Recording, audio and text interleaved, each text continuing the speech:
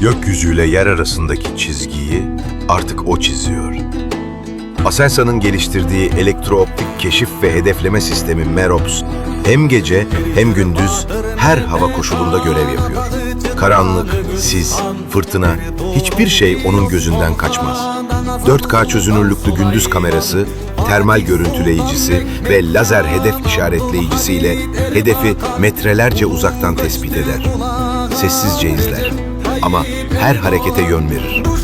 Tespit ettiği her detay kara ve hava unsurlarına anlık veri olarak iletilir. Gözleri sadece bakmaz, analiz eder, algılar, karar verir. Yapay zeka destekli görüntü işleme algoritmalarıyla hareketi, ısıyı ve tehdidi birbirinden ayırır. Yerli mühendisliğin eseri, Türk ordusunun gözüdür artık. MEROPS, Aselsan'ın zekası gökyüzüne kazınmış milli bir imzadır.